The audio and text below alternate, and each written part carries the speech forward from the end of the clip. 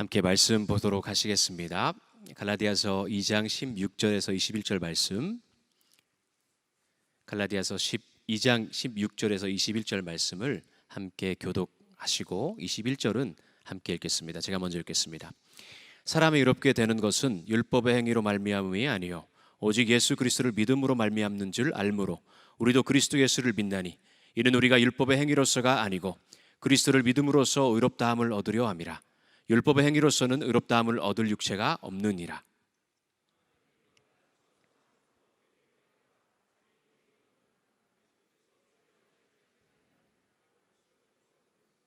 만일 내가 헐었던 것을 다시 세우면 내가 나를 범법한 자로 만드는 것이라.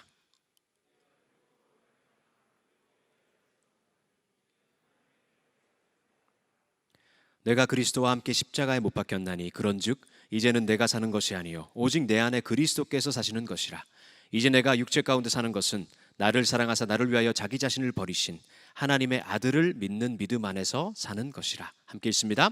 내가 하나님의 은혜를 패하지 아니하노니 만일 의롭게 되는 것이 율법으로 말미암으면 그리스도께서 헛되이 죽으셨느니라. 아멘. 여러분 무더웠던 여름의 계절이 지나고 이제 추석을 여러분 잘 행복한 시간들을 보내셨을 거라 믿습니다. 아침 저녁에는 시원하고 상쾌한 바람이 부는 계절이 가을이 왔습니다. 저는 사계절 가운데 가을이 가장 좋습니다. 가을에 아내를 만났기 때문입니다. 10월 말이 되면요 개신교회에서 중요하게 생각하는 날이 있습니다. 많은 교회들이 교회 달력에 기록하고 기념하는 그런 날이죠.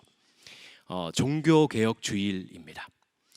종교개혁이란 뭐냐면요 중세 유럽의 종교와 정치와 모든 영역의 절대적 권위를 가지고 지배했던 카톨릭 교회를 향해서 독일의 비텐베르크 교회 정문에 1517년 10월 30일 마틴 루터라는 종교개혁가가 95가지 조항을 적은 반박문을 붙였던 사건이 발단이 됩니다. 그 웅짐이 번져가서 교회와 종교뿐만이 아니라 유럽과 전 세계사의 큰 전환점이 된 그런 사건을 말합니다. 개신교가 그때 태어난 것입니다. 오늘의 본문의 말씀은 위대한 종교개혁자 루터뿐만이 아니라 수많은 믿음의 선진들이 고민하고 또 고민했던 문제를 다루고 있습니다. 누군가에게 있어서는 이 문제 때문에 수년 동안, 아니 어떤 사람은 수십 년 동안 이 문제 때문에 계속해서 해결되지 않아서 가슴앓이를 겸하고 있는 사람이 있을 수도 있습니다. 천둥번개를 만나 죽을 고비를 넘기면서 수도사의 길에 들어서게 된 루터 또한 이 문제를 두고 고민하고 또 고민했습니다. 엄격함으로 유명한 성 아우구스티누스 수도에 입회를 하고요.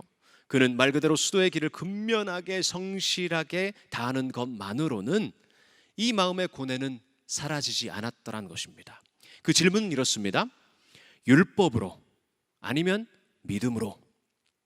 너무나도 거대하고 너무나도 심연한 깊고 폭넓은 명제이지요. 다시 말해 행함으로 사람이 의롭다함을 얻을 수 있느냐? 예수 그리스도를 믿는 믿음만으로 의롭다함을 얻을 수 있느냐? 그래서 구원에 이르는 것이냐? 여러분 이 질문을 머리 한 구석에 두시면서 오늘 본문 말씀을 통해서 하나님 말씀하시는 답을 찾고자 합니다.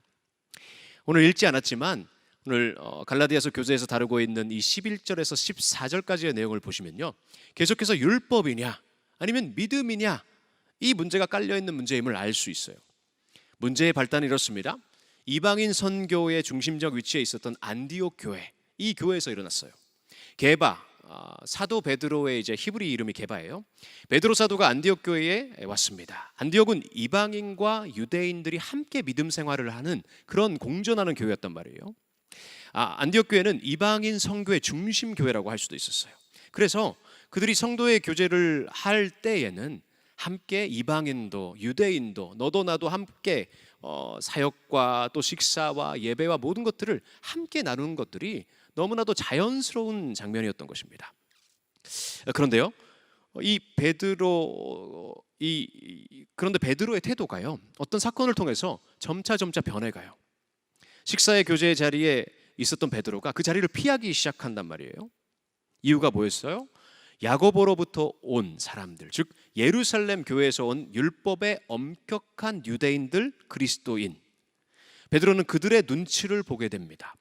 그래서 이방인 그리스도인들과 함께하던 식사의 자리를 피하게 됐다는 것이에요. 예루살렘 교회의 가장 권위가 있는 리더십이었던 사람은 베드로였어요.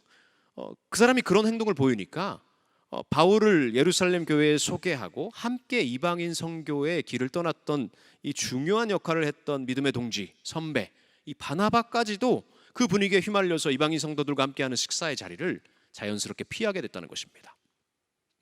유대교의 가르침은요, 여러분, 토라, 율법이죠. 모세오경. 그 율법을 해석한 미슈나라는 것이 있어요. 미슈나를 주해한 또 탈무드라는 것이 있어요.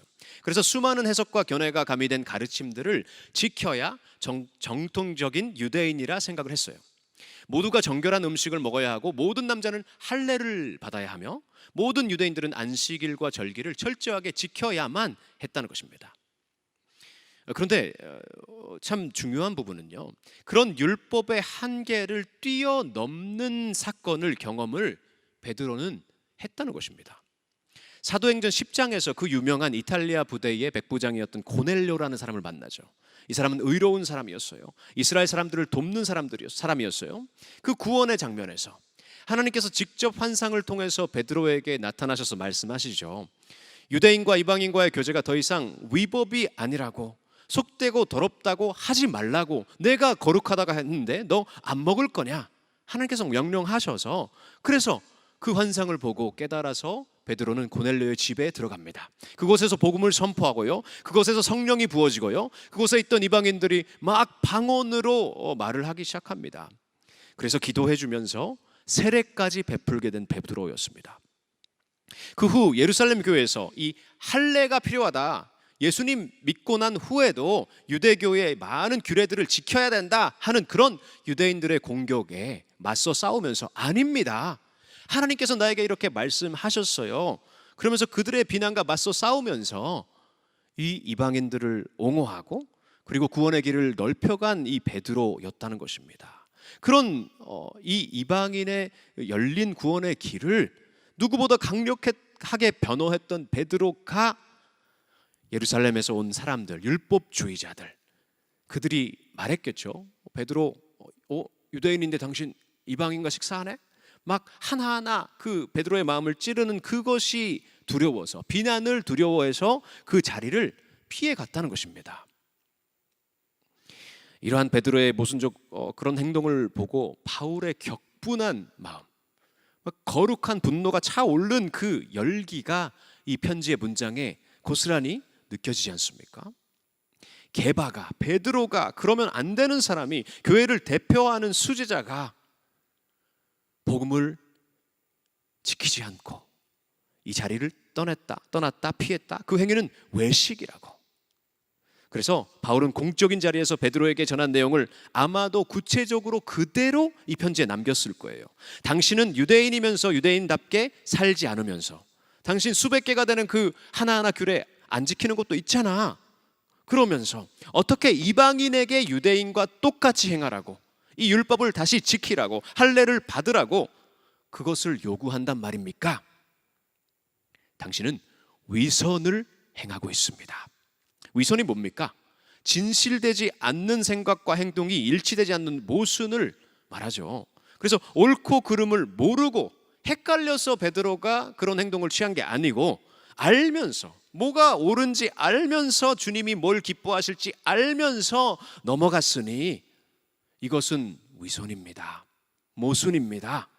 내가 그것을 책망하는 것입니다. 이어서 바울은 15절에 이렇게 말해요.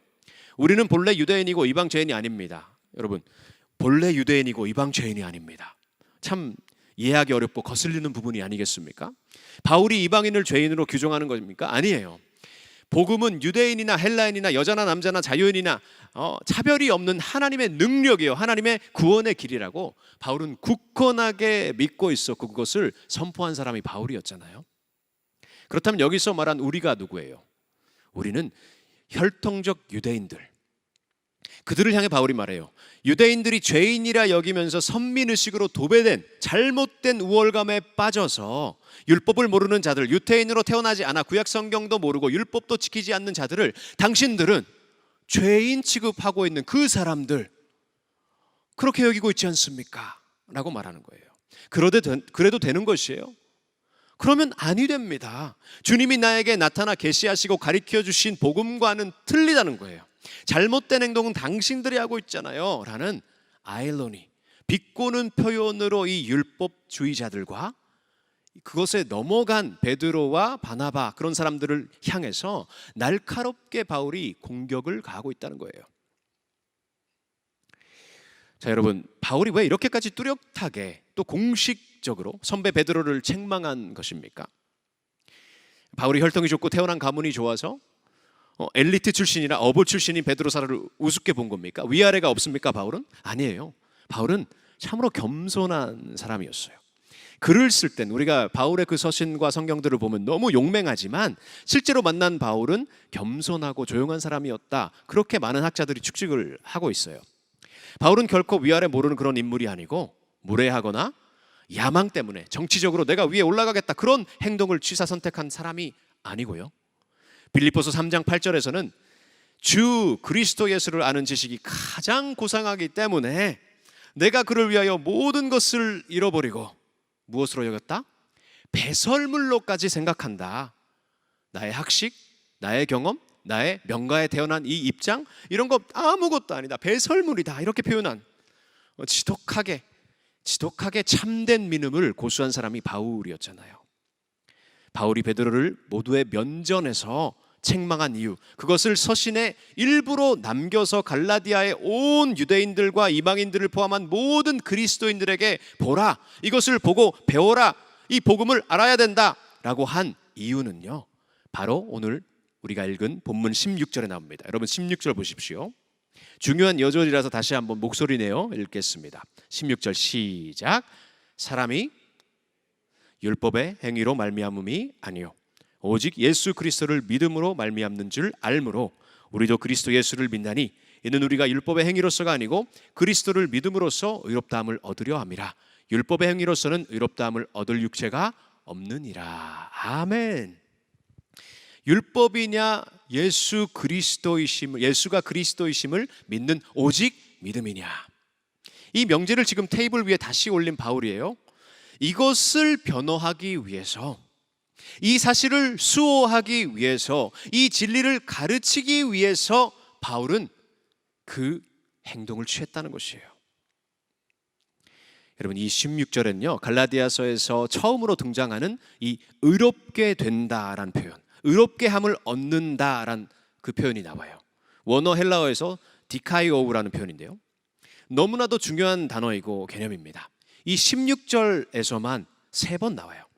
3번이 의롭다함을 얻는다가 나오는데, 일본어 성경에서 이거를 번역할 때 어떻게 번역을 했냐면요, 의롭다고 인정을 받는다, 기토 미토메라레다, 인정을 받는다, 그런 번역이에요.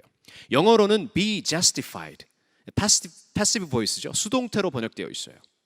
원어인 헬라어의 디카이오가 원래는 어떤 장면에서 사용된 원어 단어이냐면요, 법정에서, 법정 드라마 재밌죠 여러분? 그 법정 용어가 이 디카이오예요. 그래서 법정에서 재판이 열리는 그 엄숙한 자리에서 피고인으로 서 있는 인간을 생각해 보십시오 여러분. 전능하시고 지존자이시고 심판자이신 하나님 앞에 한없이 초라하고 죄인인 인간이 서 있는 그 자리를 생각해 보십시오. 여기서 중요한 것은 피고인에 대한 재판의 결과이겠죠. 결국에 드라마에서도 재밌는 건 그 부분이지 않습니까? 결과가 나온 그 순간, 죄가 인정이 되느냐 아니면은 무죄로 판정이 되느냐, 그게 재판의 핵심이자 관건인 것이죠. 그래서 재판의 최종 결과를 선고하는 재판장이 전적으로 그 권위를 갖고 계신 것이고, 하나님의 판단이 절대적인 것입니다. 다시 한번 말씀드릴게요. 하나님의 판단이 이 재판에서는 절대적인 것입니다. 그 누구도 여기에 토를 달 수 없어요. 그 재판장 되시는 하나님의 무죄 선언을 하나님으로부터 인정받는 의로움은 어디서 얻을 수 있습니까 여러분? 지존자이시고 심판자이신 만물의 통치자신 재판관이신 하나님이 뭘 가지고 의롭다함을 선포하냐고요. 그 방법은 오늘의 설교 제목입니다. 오직 믿음으로. 믿음의 대상이 누구십니까? 예수 그리스도. 오직 예수 그리스도를 믿는 믿음으로 우리는 의롭다함을 얻는다. 의로움을 인정받는다. 하나님 보시기에 의로운 존재로 칭함을 받는다 해서 이것을 신학 용어로 이신칭의, 칭함을 받는다. 의롭다함을 얻는다. 여러분, 이 기독교의 핵심적 교리가요, 흔들리면 안 됩니다. 마치 가을바람 휘날리는 낙엽처럼 흔들흔들 거리면 안 돼요. 여러분의 믿음의 지성의 영역에 이 부분이 뿌리 깊게 오늘부터 박혀서 요동하지 않는 여러분 되시기를 주님의 이름으로 축복합니다. 율법의 행위가 아니에요. 행함으로 의로움을 조금씩 쌓아가거나 얻어가는 것이 아닙니다. 그리스도의 십자가의 죽음과 부활을 우리가 받아들이고 믿는 믿음으로 우리는 하나님과의 올바른 언약적 관계를 회복한 상태인 의인이 된다는 사실입니다. 믿으시는 분 아멘 하시기 바랍니다. 아멘. 절대로 다른 방법이 없다는 거예요. 바울은 이 16절 이 한 절 안에서 율법의 행위가 아니야, 율법의 행위론 안 된다고, 율법의 행위론 결코 하나님이 인정하시는 의로움을 얻을 수 없다고 그렇게 3번이나 반복하면서 이 의롭다함을 얻는 디카이오로 3번 예수 그리스도를 믿는 오직 믿음으로 의롭다함을 얻을 수 있다, 그렇게 대조적으로 그리고 있다는 것입니다. 바울은 이 명제를 이어갑니다. 이어지는 본문을 볼게요. 17절 18절 말씀. 만일 우리가 그리스도 예수 안에서 의롭게 되려 하다가 죄인으로 드러나면 그리스도께서 죄를 짓게 하냐? 결코 그럴 수 없다. 만일 내가 헐었던 것을 다시 세우면 내가 나를 범법한 자로 만드는 것이다. 여러분, 그냥 쑥 눈으로 보면서 한번 읽고 지나가면 이해가 안 될 수 있어요. 여기서 말하는 요주는 뭡니까? 베드로와 바나바를 포함한 유대인 그리스도인들의 주장과 행동대로 예수 그리스도를 믿는 믿음으로 성도가 된 후에 여전히 율법이 이야기하는, 율법주의자들이 말하는 그 규례 하나하나를 지켜야 된다면, 그 율법을 완성함으로 죄인에서 벗어나 의롭다함을 얻을 수 있다면은, 그렇다면 그것에서부터 자유를 주신 그리스도가 죄를 범하게 만드는 거네요 라는 표현인 것입니다. 이해가 되시나요? 그리스도가 그것에서부터 자유함을 주셨는데, 그리스도가 이방인들과 함께 식사하시고 안식일에 병든 자를 고치시고 하나님의 역할을 다 감당하셔서 그 모든 것에서부터 자유함을 주셨는데, 예수 믿은 이방인들을 향해서 다시 그거 지켜야 돼, 할례 받아야 돼, 안 그러면 큰일 나, 구원받을 수 없어, 천국 못 들어갈걸, 이러면은 그렇게 말하고 그렇게 표현하고 그렇게 가르치는 당신들의 가르침을 따른다는 것은 그리스도가 죄를 범하게 만드는 거냐고, 이렇게 강력한 바울의 경고의 말씀을 우리가 들을 수 있다는 것입니다. 율법주의에 얽매여서 진리와 비진리를 구분도 못하는 자들을 강력하게 지금 바울은 몰아가고 있는 거예요. 헐었던 것은 여기서 율법주의를 말하죠. 오직 믿음으로 의롭다함을 얻은 우리가 다시 그 수많은 가르침과 가르침이 풍습화되고 확대 해석되고 변질되어 버린 율법주의를 다시 지키며 또 그것을 가르친다면, 내가 하나님과의 관계를 율법의 기초에서 내가 이것도 저것도 이 규례도 이거 다 지켰으니까 오늘 잘 넘어갔다, 그래 다행인데 다 지켰으니 나 하나님 앞에 나갈 수 있어, 내 힘으로 내가 노력했으니까 이 노력 보시고 하나님 기뻐하실 거야, 이러면서 하나님 앞에 날 의롭다 하신다고 그렇게 생각한다면 그것은 범법자가 되는 것입니다. 이렇게 말한다는 것이에요. 여러분, 바울은요 예수님의 이름을 걸면서 율법주의자들에게 대결하고 있다는 것을 눈치채셨죠. 그만큼 바울은 진리에 대한, 복음에 대한 확고한 자신이 있다는 것이에요. 강력한 이 신념이 있어요. 왜 이렇게 바울은 어떤 면에서 계속해서 행함이냐 아니면 믿음이냐, 이 문제를 집요하게 파고들면서 논증을 이어가고 있는 것입니까? 예수님의 거룩하신 이름을 등장시키면서까지 한치의 흔들림과 주저함 없이 이렇게 편지를 써 내려가고 있냐고요. 그것은 다름이 아닙니다. 바울이 누구보다 더 이 율법주의로 사로잡힌 율법주의자였고, 이 율법주의로 인한 피해자였기 때문입니다. 혈통과 출신과 배움과 행함과 열심에 있어서 누구도 비교할 수 없을 만큼 강력한 정통 유대교의 바리새파였던 바울입니다. 율법의 학자요 권위자였던 사람이 바울인 것입니다. 그래서 그 모든 것을 지켜 행하여도 답이 없다는 것이 경험적으로 안다는 거예요. 구원이 없다는 것, 주님 만나고 깨달은 거예요. 그 덧없음을 그 누구보다 절실하게 체험적으로 경험적으로 아는 바울이었잖아요. 그 바울이 다메섹 도상에서 예수님을 만나서 변한 곳이잖아요. 여러분, 서두에 제가 언급한 종교개혁자 루터도 어떤 면에서 바울과 똑같은 경험을 한 겁니다. 유명한 탑의 체험입니다. 그 유명한 위대한 종교개혁자 루터도 오랜 세월 이 율법주의의 문제와 사투를 벌이고 왔어요. 엄격함으로 유명했던 그 수도원에서 그는 자기 자신을 철저하게 수련했습니다. 그 수도원에 들어간 그 수도사들의 하루의 일과를 들으시면 여러분 놀랄걸요. 철야 기도를 몇 시간 하고 새벽에 일어나서 하루에 수시간의 성경을 읽고 연구하고 묵상하고, 그리고 그것만입니까? 영적인 것만 하는 게 아니에요. 수도원 들어가면 노동을 해야 돼요. 노동을 해서 밭을 갈고 수도원의 규칙 준수에 모든 것을 바치며 몰두한 사람이 루터였다는 것입니다. 금욕과 종교적 수련을 계속해서 이어갔지만 가면 갈수록 깊어지는 죄에 대한 두려움이 안 없어졌다는 거예요. 심판하시는 하나님에 대한 두려움만이 계속해서 커져갔다는 것입니다. 그러던 어느 날 그는 어느 수도원의 탑 안에 있는 작은 방에서 로마서를 묵상을 하게 됩니다. 그 말씀을 함께 읽도록 하겠습니다. 로마서 1장 17절의 말씀인데요. 스크린 나옵니까? 함께 봉독하시겠습니다. 시작.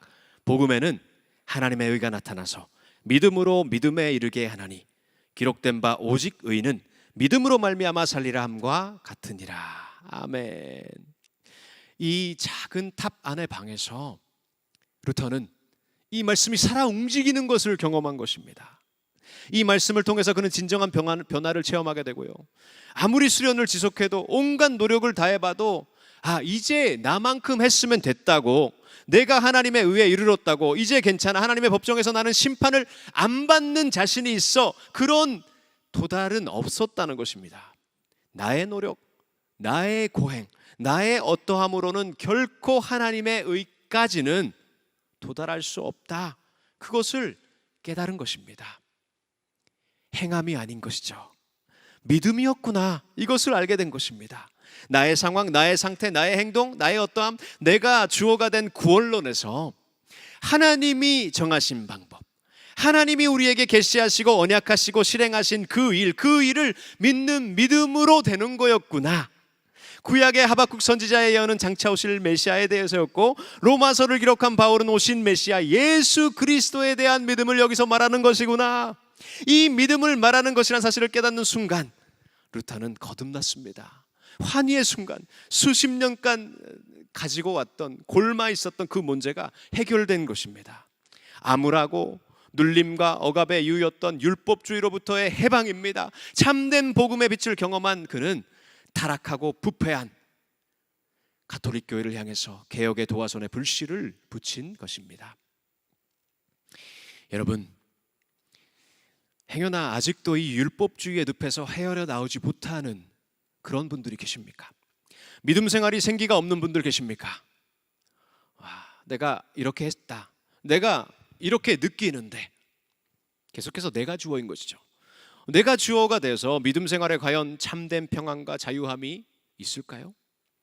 오늘은 참 잘했으니까 괜찮아, 그럴 때면 나 구원받은 것 같고, 오늘 하루 하나님 원치 않으신 것 했어, 하나님 원하시는 거 못 해드렸어, 그러면 나 구원 못 받은 것 같고, 그런 나의 어떠함이 주체가 되어버린 신앙생활은요, 마치 놀이동산에서 위로 갔다 내려갔다 옆으로 흔들리고 떨어지는 그런 롤러코스터와 같은 신앙생활인 것입니다.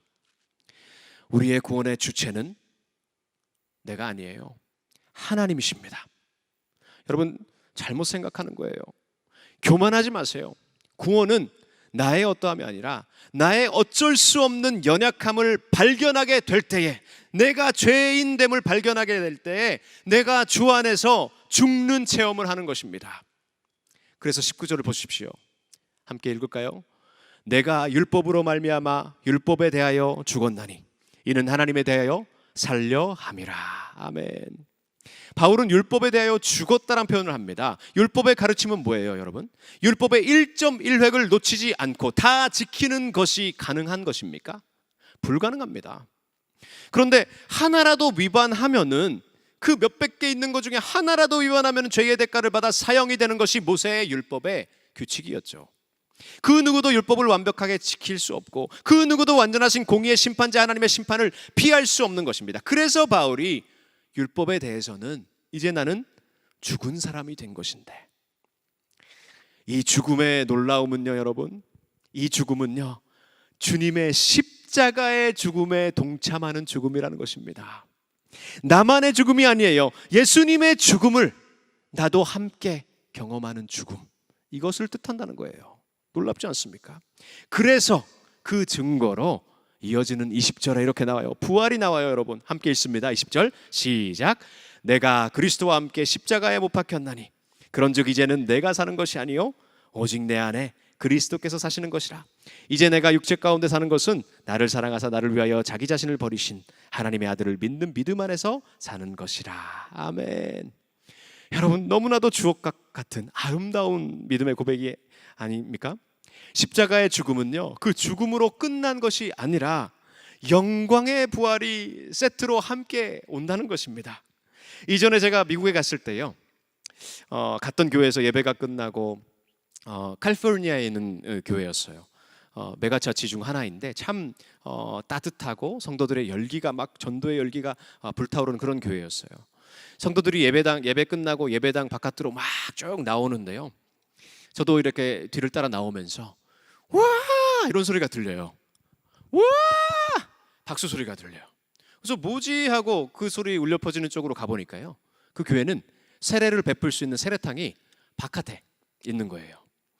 그래서 매주마다 그 자리에서 예수님을 영접한 자들에게 세례를 그 주에도 베풀고 있더라고요.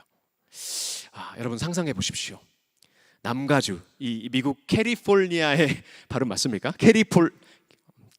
캘리포니아, 밝은 태양의 빛이 찬란하게 막 들어오는 그 햇빛이 빛나고요, 그 가운데 성부와 성자와 성령의 이름으로 세례를 베푸는 목사님, 사역자가 계시고 그것을 받는 사람들, 그날은 특별히 고등학생의 그 세례 받는 날이었던 것 같아요.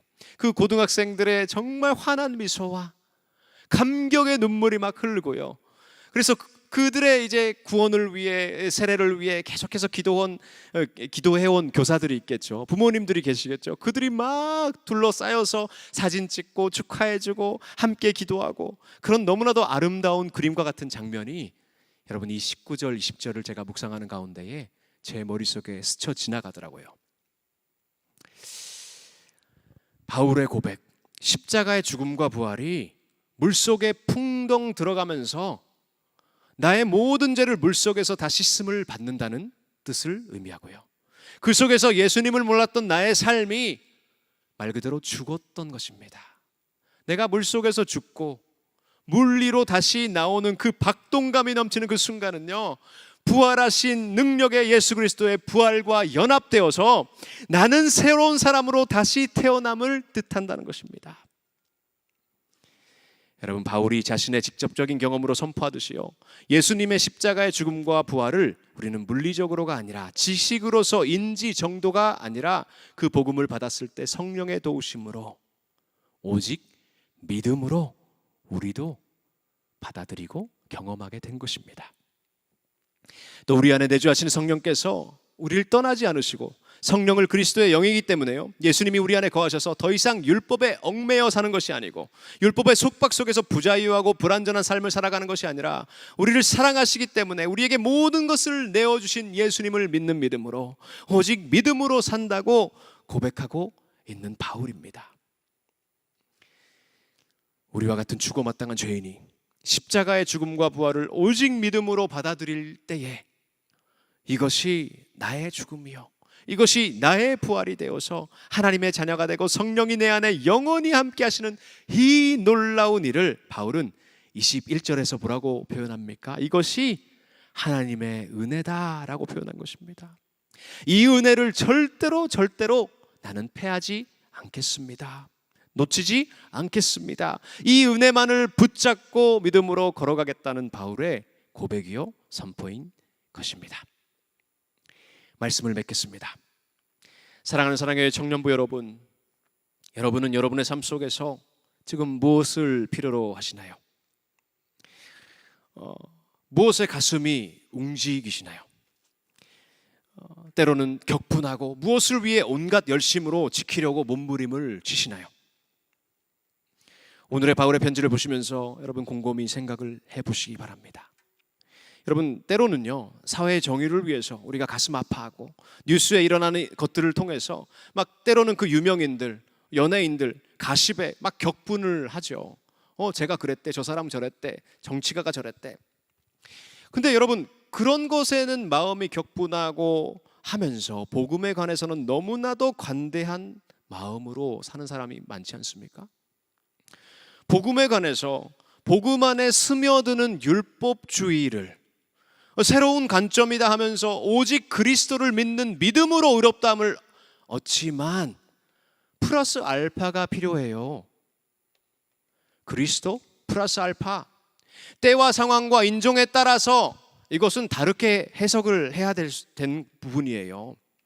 복음을 넓혀가며 복음을 왜곡하며 복음에 물타는 일이 일어나고 있을 때에 여러분, 바울과 같이 격분하며 분별하며 잘못을 지적할 수 있으십니까? 더 나아가서 그 거룩한 분노가 올바른 방향은 뭐예요? 세상이 의롭다고 여기는 방향이 아닙니다. 하나님과 함께하는 방향입니다. 바울은 율법주의의 바이러스가 오직 믿음으로 구원받은 유대인, 이방인, 그리스도인들의 믿음을 수호하기 위해서 열변을 토했는데 복음과 전혀 상관없는 부분에서 우리가 들고 일어나면서 복음이 훼손되는 것에 그리스도인이 목소리를 내지 않는다? 아니, 막 소리 지르라고 하는 것이 아니에요. 팻말 들고 꼭 직접 나가라, 이게 아니에요. 그렇지 않아도 마음이 요동하고 복음이 훼손되고 있어, 교회가 훼손되고 있어, 교회가 공격을 당하고 있을 때에 여러분, 복음을 위한 그 열정이 없다면은 그것은 여러분의 믿음을 다시 한번 점검하셔야 되지 않을까요? 하나님의 창조 질서를 파괴하는 악한 법들을 통과시키려고 교회의 말씀 선포권까지도 위협하면서 성경 그대로 말씀을 못하도록, 선포하지 못하도록 불공평하게 불과학적인 방향으로 예배를 억압하려는 그런 움직임들 가운데에 여러분, 우리의 마음이 요동하지 않고 거룩한 분노가 없고 무관심한다면은 그것은 올바른 믿음일까요? 다시 한번 여러분, 이 갈라디아서를 묵상해 보시기 바랍니다. 이 민망하고 어려운 용기가 필요한 상황을 맞닥뜨린 바울을 묵상해 보세요. 오직 성경이다, 오직 그리스도다, 오직 은혜이다, 오직 믿음이다, 오직 하나님께 영광이다라고 외친, 생명을 걸며 거대한 카톨릭 교회와 맞서 싸운 루터를 생각해 보세요. 내 안에 그리스도가 사실 때에 내가 죽고 예수로 사는 인생, 그것은 오직 믿음으로 내 안에 살아계신 예수님만을 기쁘시게 하는 삶인 줄로 믿습니다. 그 삶을 바라고 그 삶을 살아내려고 몸부림치는 저와 여러분 사랑의 교회 청년부 되시기를 간절히 주님의 이름으로 축복합니다. 아멘.